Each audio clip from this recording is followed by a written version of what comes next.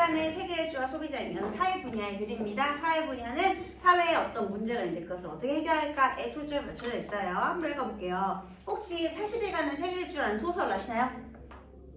볼게. 80일간의 세계일주는 부유한 괴짜 신사 필리어스 포그의 이야기를 다룬 소설이다. 지금 우리 경제 분야의 글을 공부할 거거든요. 소비자이요.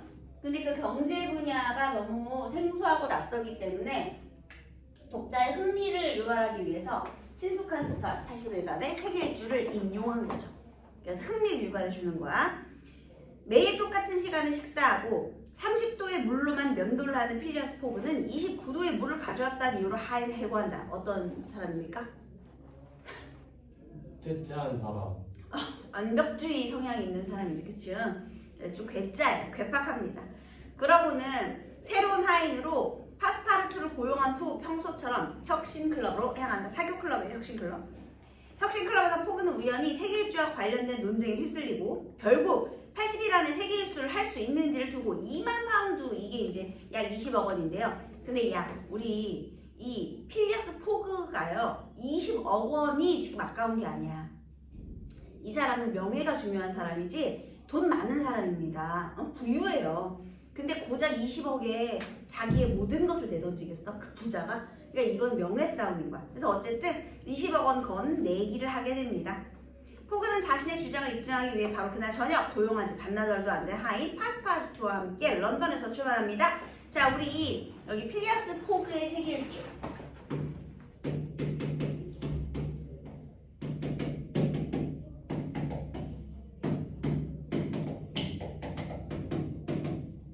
여정을 한번 볼게요. 자, 어디에서? 런던에서 출발이에요. 나중에 이제 런던으로 돌아와야 돼요.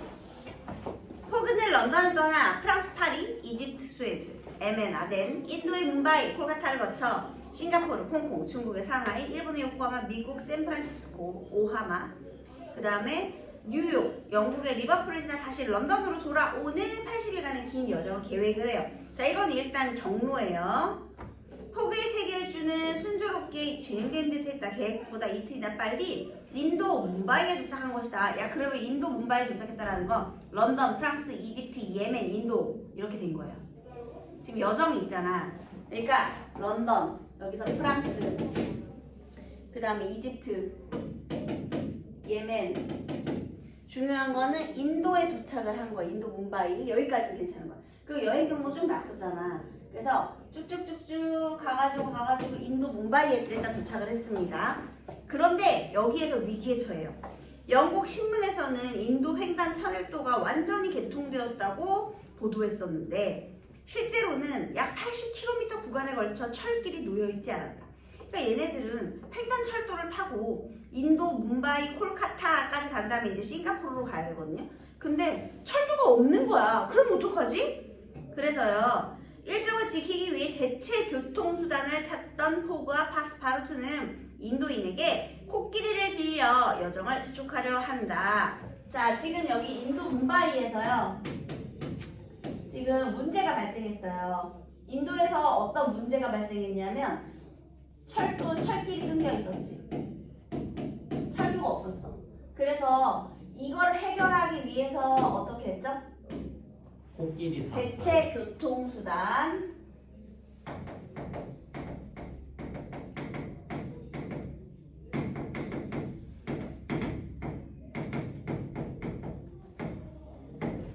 코끼리를 이용하게 되었어요. 그런데요, 코끼리 주인이 돈독이 올랐어. 시간당 40파운드라는 금액을 제시해도 꿈쩍도 하지 않는다.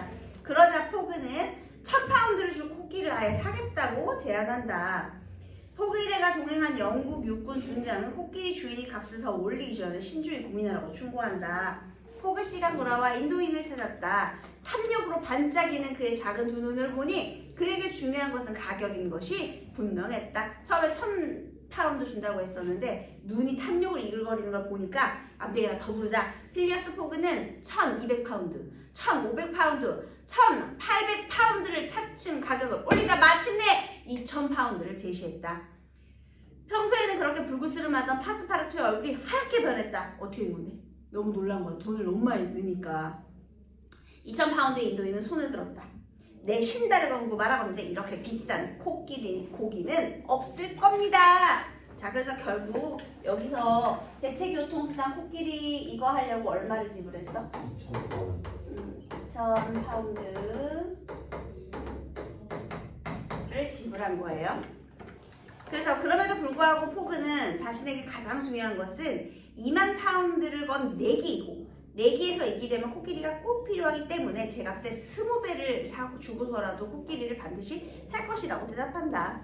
그러니까요, 이 사람은 내기에서 이기는 게 중요하잖아요. 그러니까 그만큼의 돈을 지불할 용의가 있었던 거예요. 포그 일행은 오랜 흥정 끝에 얻은 2만 파운드짜리 코끼리를 타고 인도의 밀림을 헤쳐나간다. 그러던 중 일행은 브라만 교도들에게 화형을 당할 위기에 처한 아우다 부인을 만나게 돼요. 여기 있잖아요. 이 아우다 부인이 왜 위기에 처하게 되었느냐면요, 우리 사티라는 풍습이 있어요, 브라만에. 그게 뭐냐면 남편이 죽고 같이 묻는 거야. 그러니까 생매장하는 거지. 그래서요, 남편이랑 같이 불태워서 산채로 화형당할 뻔한 아우다 부인. 자, 우리 여기에서요, 대체교통수단도 이용하고, 그 다음에 여기서 플러스 누구를 만나? 아우다. 빨간색으로 쓸게요.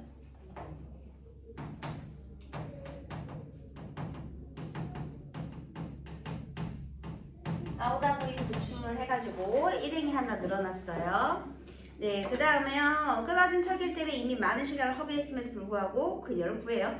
그리고 아우다 부인은 자신의 목숨을 구해준 포그의 호의에 감동해서 그와 동행하기로 합니다. 포그 일행은 인도를 떠난 후에도 갖가지 난간에 부딪히는데요. 자, 일단은 홍콩으로 왔어요. 싱가포르를 지나 홍콩까지 온 거예요. 홍콩에 도착한 포그 일행은 홍콩에서 중국, 일본 이렇게 가기로 했거든요. 그런데 일본 요코하마로 이동해서 태평양 횡단선을 탈 계획이었거든요. 일본 요코하마에서 태평양 횡단선을 탈 계획이었어요. 근데 배를 놓친 거예요.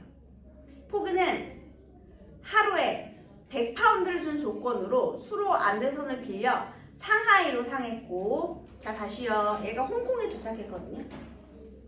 이렇게 해서 쭉 또 가고 있었어요. 그러다가 홍콩에 도착했는데 또 문제가 생겼어. 배를 타지 못한 거예요. 홍콩에서. 자, 그러면 원래는 이 배가 일본 요코하마 지나 태평양 횡단선으로 갈아타는 배예요. 그치? 그러니까 이 배는 어떤 배냐면 일본으로 가가지고 일본에서 태평양 횡단선으로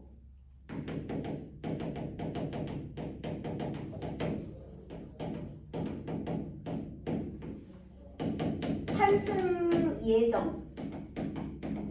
이 배는 태평양 횡단선으로 환승하기 위한 배였거든요. 어디까지 가서? 일본까지 가서. 그런데 놓친 거야. 그래서 어떻게 했대? 100파운드 주는 조건으로 수로 안내선을 빌려 상하이로. 자, 그래서 여기서도 대체교통수단 이번에는 뭐 했어요? 수로 안내선. 이게 대체교통수단이죠. 수로 안내선. 자, 이번에는 1일에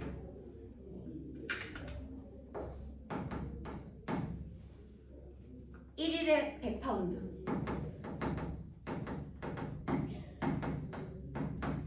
이만큼을 지불한 거예요. 하루에 100파운드씩 지불하면서 수로 안내선을 빌려서 어디로? 상하이로 향하고 태평양을 건너는 배에 올라탄다. 그래서 수로 안내선을 타고 이제 어디까지 간 거예요? 상하이에서 태평양 건너는 배니까 태평양 횡단선을 탄 거죠. 그렇죠?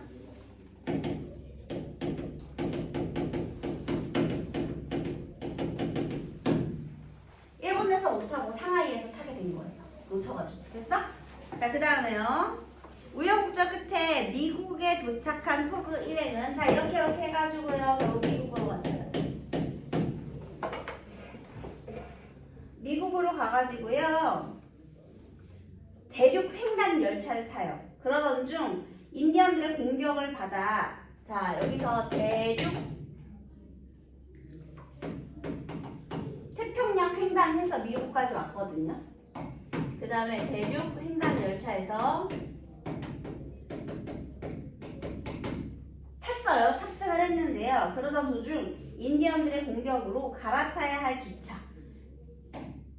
그래서 환승을 놓친 거죠.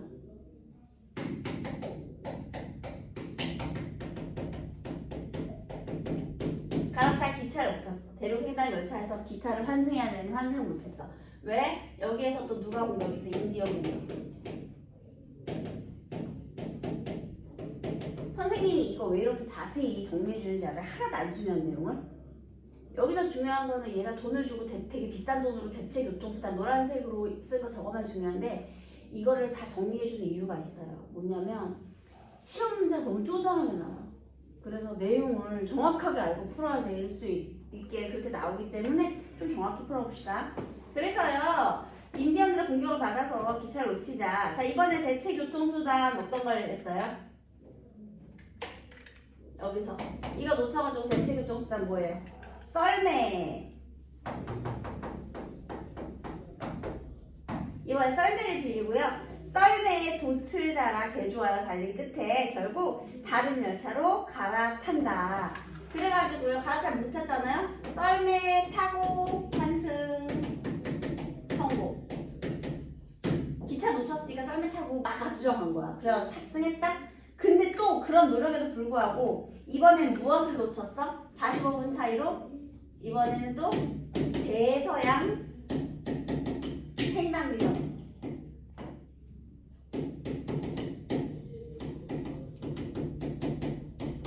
놓친. 대서양 횡단기선을 또 놓쳤어요. 얘들아, 태평양 횡단선을 놓치지 않았어. 탔어. 태평양 횡단선은 애초에 놓친 게 아니고 홍콩에서 배를 타고 여기서 이거를 타려고 했었거든요. 그런데 이걸 놓친 거야. 횡단선이 아니고 여기까지 가는 배를. 그래서 수로안에서 빌려가지고 결국에 태평양 횡단선 탄 거야. 얘는 놓친 게 아니고. 얘네들이 놓친 건 뭐야? 대륙 횡단 열차가 탔어. 그런데 환승을 못한 거야. 그 썰매 빌려서 또 환승했지. 그 다음에 대서양 횡단기선 이걸 놓친 거야. 태평양 횡단선이 아니라. 이제 대서양 횡단선 놓쳐서 어떡하지? 그러다가 프랑스 보르토까지 가는 화물선 앙리에타우를 해결한다. 자, 이번에는 화물선 프랑스까지 가는 앙리에타우 물건 싣고 가는 화물선을 발견한 거죠. 앙리에타우의 선장은 태워달라는 포그일행의 요구를 계속 거절하지만 1인당 2,000파운드. 와우, 아까 전에 있잖아. 코끼리가 2,000파운드였잖아. 그치? 제값의 20배. 근데 이제 화물선 1인당 2,000파운드.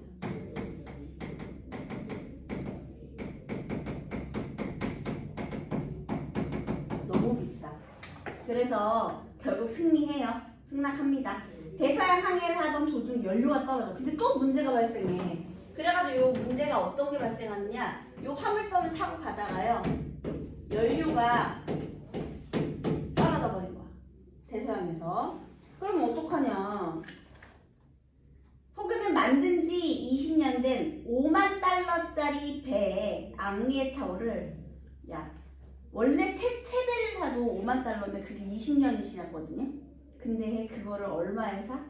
6만 달러의 거금을 주고 사요. 미쳤죠? 그래서요, 그런 후에 배에 나무로 된 부분을 연료로 사용하면서 항해를 마친다. 그러니까 나무를 부셔가면서 그 나머지 자기네 이제 가라앉지 않을 정도의 나머지 배들을 부셔가지고 그거를 연료로 떼가지고 산 거예요. 그래가지고요, 여기서 연료가 떨어지는 문제는 어떻게 해결을 했다? 앙리에타호 아예 그냥 배를 구입해버렸어. 그래서 이 배 구입하는데 또 얼마가 들었어? 6만 달러. 미쳤죠. 그래가지고 항해를 마치고 온갖 수단을 동원해 영국에 도착한, 이렇게 해가지고 이걸 또 해결해가지고 결국에는 어떻게 했다? 결국 영국에 도착. 이렇게 영국의 런던에서 출발해서 결국 도착을 했죠. 그래서 혁신클럽 안으로 기적처럼 딱 들어가게 된 거예요. 그래서 이 런던 출발해가지고 다시 돌아오기까지 이런 우여곡절들과 여정이 있었다라고 소개를 하고 있습니다. 자, 이제부터가 진짜 중요해요. 포그는 세계의 줄 떠나기 앞서 상세한 계획표를 작성했어요. 그런데 곳곳에서 예상하지 못한 위기에 처하죠. 그럴 때마다 그는 대체 교통수단을 가진 이들에게 상품이 시장에서 그때그때 실제 거래되는 시장 가격보다 훨씬 높은 가격을 지불하며 여행을 계속해 나가요. 자, 위기가 발생했을 때마다 높은 지불 가격을 가지고, 그러니까 시장 가격보다 훨씬 높은 가격을 지불을 하고 그렇게 지속해 나가요. 내기에서 이겨야만 하는 포그로서는 시장 가격보다 훨씬 높은 가격을 지불하는 것이 전혀 아깝지 않았던 것이에요. 이를 경제학 용어를 사용해서 포그하면 포그의 교통수단에 대한 지불 용의 가격은 다른 일반 여행객들보다 매우 높은 수준이라고 말할 수 있어요. 자, 그러면 여기에서 시장 가격이란 뭐예요? 시장에서 형성이 된 가격이겠죠? 그런데 지불 용의 가격이라는 건 뭐예요? 자, 이제 경제학적인 관점에서 지불 용의 가격. 일단 이 포그는 이렇게 얘들아 대체 교통수단을 이용해가지고 했잖아. 그래서 봐봐, 돈 되게 많이 넣지. 그래서 이 포그라는 사람은요, 다른 일반 사람보다 교통수단에 대한 지불 용의 가격.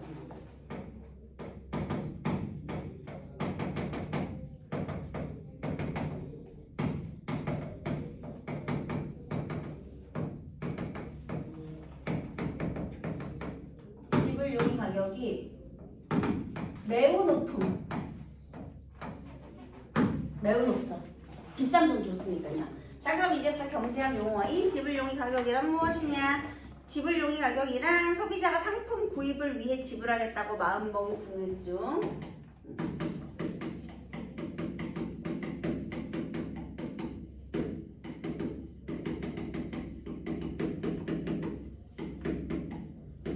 금액 중 가장 높은 가격, 최대 가격. 얘들아, 실제 돈을 낸 게 아니라 얼마까지 낼 수 있겠어? 가장 높은 금액이 되겠습니다. 위기 상황에서 포그는 과감하게 높은 가격을 제시해서 문제 해결했지만 그가 항상 높은 가격을 지불한 건 아니었겠죠.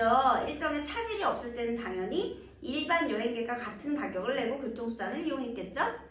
포그는 굉장히 높은 지불 용의 가격을 가지고 있음에도 불구하고 남들과 같은 가격을 지불하여 큰 소비자 잉여를 누린 것이다. 자, 이게 무슨 소리냐? 이제부터 소비자 잉여에 대해서 알아볼게요. 일반적으로 우체국에서 우표는 누구에게나 같은 가격에 판매된다. 하지만 같은 우표 한 장이라고 해도 소비자들이 생각한 지불 용의 가격은 천차만별이다. 우표값 몇백 원을 아까워하는 소비자가 있는가 하면 한 장의 우표에도 수백만 원, 수천만 원의 가치가 있다고 생각하는 우표 수집광도 있는 것이다. 옛날에 우표 한참 모으는 옛날에는 그런 취미들이 있었거든요. 이거를 임영웅 콘서트 티켓이라고 한번 생각해 볼게요. 너 임영웅 콘서트를 보기 위해서 얼마까지 지불 용이 있어? 만약에 그 콘서트 티켓 10만 원이라고 해볼게요. 너는 그 10만 원도 아깝지? 그쵸? 임영웅이니까 별로 관심 없으니까. 그치? 자, 그런데 만약에 부모님이라고 생각해보세요. 10만 원이 아깝지 않죠? 그리고 또 암표를 이용해서라도 구하려고 하잖아. 임영웅 콘서트 티켓 가격이 200만 원에 거래가 된대요. 그 사람은 그만큼의 지불 용의 가격이 있는 거야, 얘들아. 그 사람한테 의미가 있으니까. 근데 만약에 그 사람이 200만 원까지도 낼 용의가 있었는데 티켓팅에 성공했어. 그래서 그냥 10만 원의 제값을 두고 산 거야. 아싸 개이득 이렇게 되겠지. 그게 바로 소비자 잉여라는 거야. 자, 다시요. 그러면요, 지불용의 가격이라는 것은 고정된 가격이야, 사람마다 다른 가격이야? 사람마다 다른가? 나는 임영웅 콘서트 티켓에 얼마까지 쓸 수 있어? 각각 다르지. 실제로 낸 금액은 정해져 있죠. 시장 가격은 정해져 있지만 지불을 할 수 있는 지불 용의 가격은 개인마다 다 다른 거야.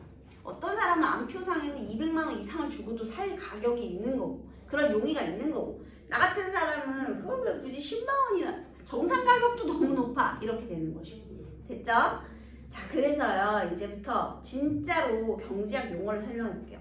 영국의 경제학자 엘프리드 마셜은 어떤 상품을 구매함으로써 소비자가 얻는 이익을 소비자 잉여라는 개념으로 설명했어요. 자, 소비자 잉여. 이제 경제학 용어의 개념들이 막 나오니까 잘 정리해 두셔야 돼요. 소비자 잉여는 뭐야? 상품을 구매함으로써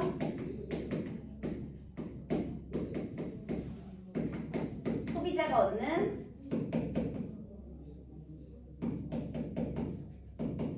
이득.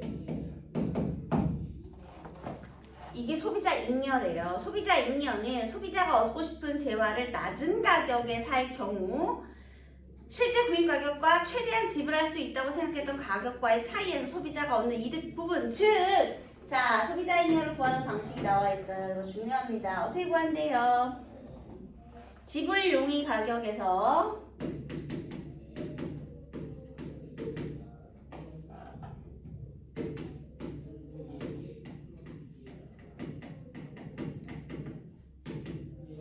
실제 지불 가격을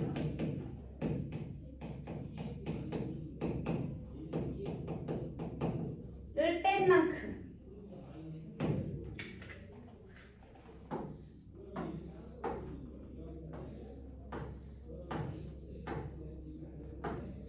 이것의 차이만큼 이렇게 정해진다라는 거예요. 예를 들어 과일 가게에서 사과를 사려고 하는 소비자에게 얼마까지 돈을 낼 용의가 있느냐라고 묻는다고 대답해보자. A 소비자는, 자 여기에 이제 그래프가 나와 있어요.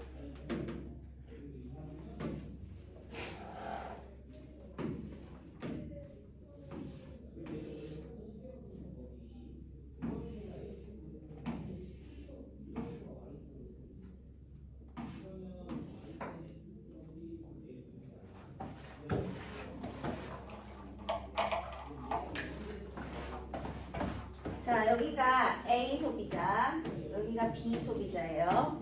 그 다음에 여기는 시장 가격이 여기 초록색이 되어 있죠. 이게 시장 가격이래요. 시장 가격은 두 소비자에게 동일해 달라? 시장 가격은 동일한 가격이야, 다른 가격이야? 동일한 가격이지. 시장에서 판매되는 가격인데 누구한테만 비싸게 팔고 누구한테는 싸게 팔고 이러지 않잖아. 시장 가격이. 근데 내가 애초에 A 소비자는 어디까지 지불할 마음이 있었대? 1,500. 1,500. 얘는 이만큼 지불할 가격이 있었대. 그 다음에 B 소비자는 1,000원까지는 지불할 마음이 있었대. 얘는 1,000원. 얘는 1,500원. 그런데 시장 가격이 500원이었단 말이야. 자, 그러면 소비자 잉여는요. 1,500원에서 500원 뺀 만큼 여기는 얼마가 돼? 1,000. 그 다음에 여기는 얼마큼? 1,000에서 500 빼고 500 이렇게.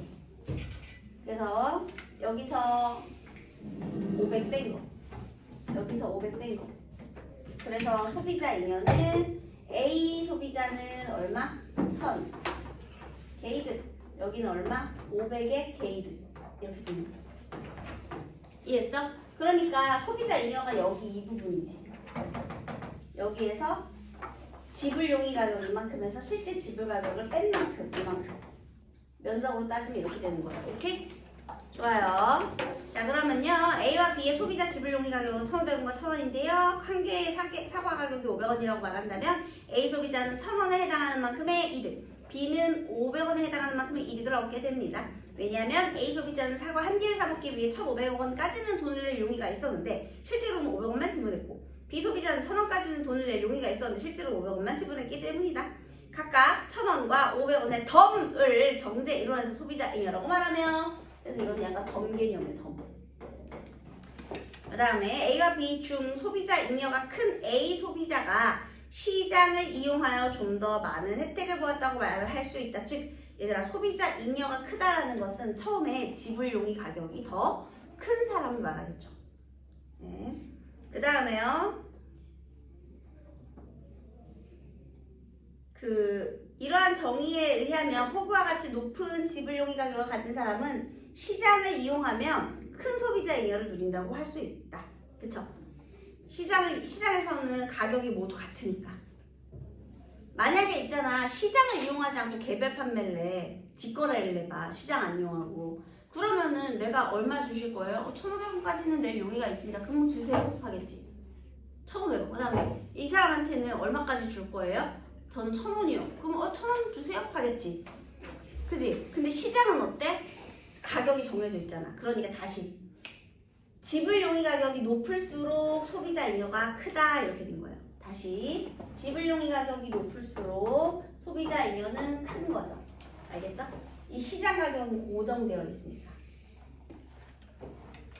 자, 그래서요, 또 반대로 시장이 아니라 상품의 공급자가 모든 소비자의 지불용의 가격을 정확히 알고 이에 맞춰 상품의 가격을 달리 책정한다면 소비자 잉여는 발생하지 않을 것이다. 그죠? 근데 현실적으로 불가능하지? 그러나 이건 현실적으로 어려워요. 예를 들어 극장 같은 곳에 등급의 좌석요금을 지불용의 가격에 따라 다르게 책정한다면 관람객들은 강하게 반발하며 다른 극장을 이용할 것이기 때문이다.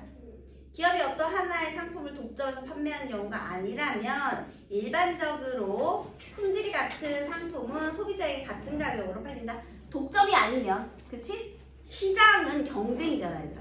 그래서요, 완전 경쟁 시장, 독점 시장이 아니고 경쟁 시장을 말하는 거예요.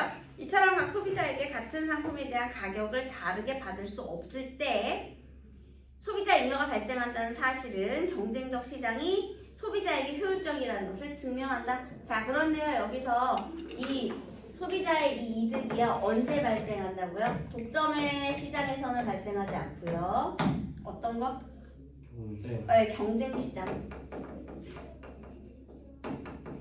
자, 경쟁 시장에서는요, 가격이 소비자마다 달라 같아. 같아요. 고정되어 있기 때문이다. 됐죠?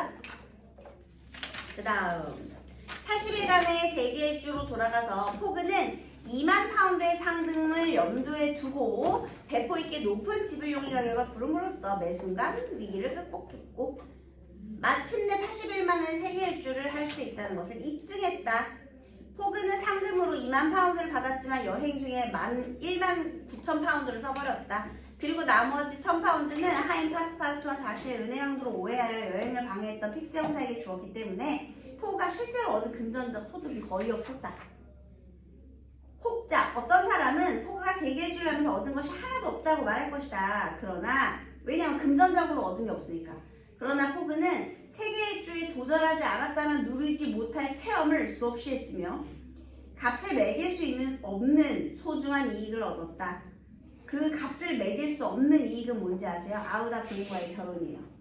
이 현생의 반려자를 만났죠. 그래서 소중한 경험이라는 거죠. 그래서 소설의 작가 줄 베르는 소설의 마지막에서 사람들이 이보다 더 작은 것을 위해서라도 세계 일주를 하지 않을까? 라는 질문을 던지며 펜대를 내려놓는다. 이것은 무엇이었냐면 평생의 반려를 만난 결혼 상대를 만난 포그의 이야기고요. 우리도 꼭 금전적 이익이 아니더라도 어떤 체험을 통해서 얻을 수 있는 경험이 또 값을 매길 수 없는 경험이 또 있겠죠. 포그처럼 평생을 함께할 동반자를 만나는 만큼의 가치를 얻지 못한다 하더라도 우리는 여행을 떠난다. 나름의 소비자 잉여를 얻고 돌아올 것이다. 마지막에 나타난 소비자 잉여라는 것은요, 내가 얻는 이익이 금전적인 이익이 아니더라도 어떤 경험을 통한 가치에 그런 효과가 있을 수 있다라는 말을 한 거예요. 이해되셨죠? 자, 그러면 실전 여기 학습 활동으로 가볼게요. 일단 거기 학습 활동 2번 보세요.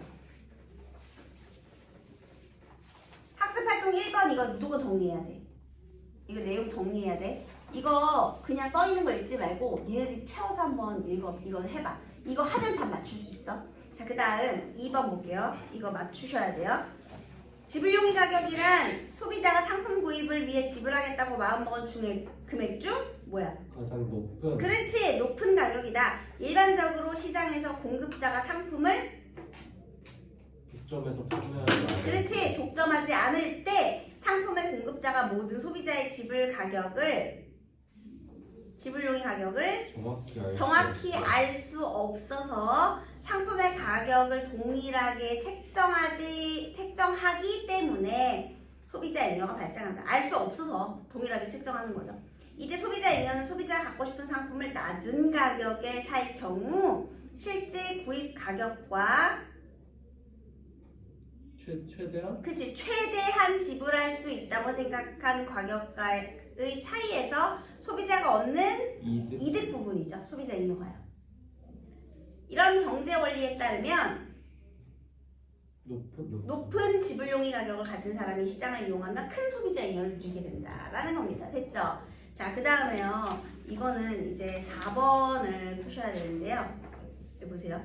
구입하는 물건의 수량이 증가할수록 소비자의 지불용의 가격은 낮아진다. 구매하는 양이 많아질수록 총 금액이 많아지기 때문이다. 따라서 한 개당 최대의 가격을 지불하고 싶은 것은 첫 번째 물건을 구입할 때이고 두 번째 물건을 구입할 때에는 약간 낮은 금액을 지불하고 싶을 것이다. 이런 식으로 계속 따라나간다면 소비자가 지불하고 싶은 개당 가격은 구매량이 늘어날수록 점점 더 낮아진다.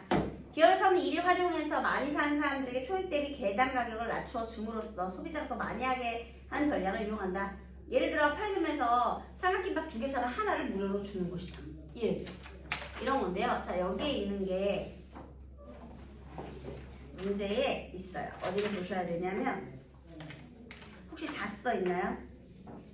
299페이지에 9번 봐야 되는데 없다면 선생님이 자습서 없어? 자습서로 갖고 다녀. 자, 우리 이제 한번 이걸 바탕으로 이해를 해볼게요. 기억은요, 편의점에서요 김밥 2줄을 사요.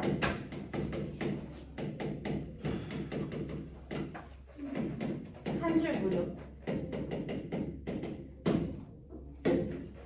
니은은요, 라면을 낱개로 팔 때는 제 라면인데요, 낱개로 팔 때는요 한 봉지가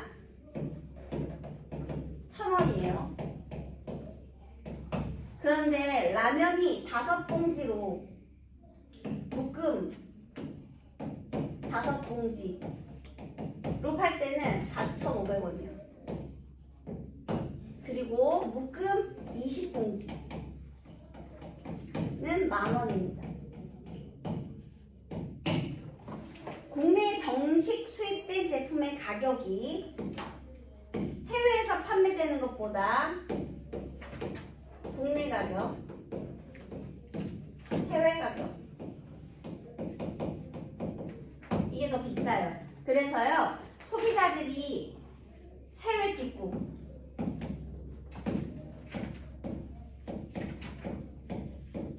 직구를 이용하는 소비자가 있어요. 이렇게. 자, 선생님 맞는 말 볼게요. 기억. 자, 여기 경우에 소비자가 김밥을 구매하는 양이 많아질수록 지불해야 하는 총 금액이 줄어든다. 어때요? 틀렸지? 아니, 당연히 총 금액은 늘어나는 거야. 그런데 개당 가격이 줄어드는 거야. 그러니까 총 금액이랑 개당 가격이 다른 거지. 그러면요, 자, 여기 니은의 경우 구매량이 늘어날수록 소비자가 지불해야 하는 개당 가격이 낮아지죠. 자, 여기는 개당 가격이 1,000원이었죠. 한 봉지. 자, 그런데 여기는 500원. 여기는 얼마가 돼? 900원. 여기는 500원. 어떤 거 살 거예요? 사람마다 달라. 내가 그냥 딱 하나만 정말 필요해. 그러면은 괜히 이렇게 돈이 1,000원밖에 없어. 그럼 이거 사야지. 그런데 한 달 동안 먹을 거야. 그럼 이걸 사기도 하고. 이렇게 사람마다 다 다른 거예요. 그죠? 근데 만약에 내가 똑같이 20봉지가 20,000원이야. 그럼 그냥 한 봉지만 사겠지. 굳이 많이 살 필요 없잖아. 이렇게.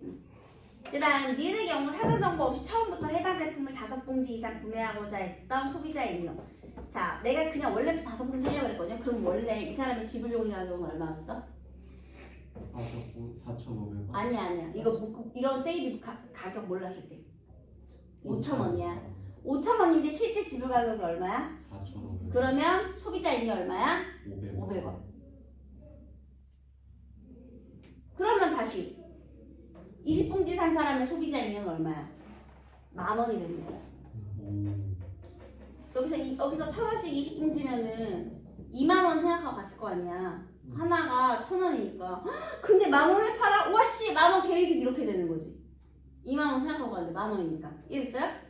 예. 자, 그 다음 국내 정식 수입이고, 디귿의 경우 소비자의 지불용의 가격이 해외 구매가 해당 제품의 해외 직접 구매가 해당 제품의 국내 판매 가격보다 낮다. 이거 무슨 소리냐면요, 소비자의 지불 가격이 국내 가격만큼, 그러니까 국내에서 지금 얘가 예를 들면은 15,000원에 2만원에 판다고 해봐. 근데 해외 가격이 15,000원이야.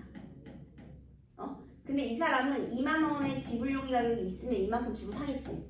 근데 지불용이 가격이 이 국내 가격보다 지불용이 가격이 낮은 거야. 내 지불용이 가격은 15,000원이야. 그러면 해외 직구하는 거지. 이해되셨어요? 국내 가격보다 지불용이 가격이 낮기 때문에 해외로 눈을 돌리는 거예요. 그 다음 소비자들은 국내 정식 수입품을 구입할 때보다 인터넷 사이트를 통해 직구를 할 때 소비자 인여가 더 크다. 맞죠? 왜냐면 지불용이 가격에서 실제 가격을 빼야 되니까. 그치? 소비자 인여는 당연히 이걸 샀을 때 인여가 더 크겠지? 아싸 개이득 되겠죠? 이해됐죠?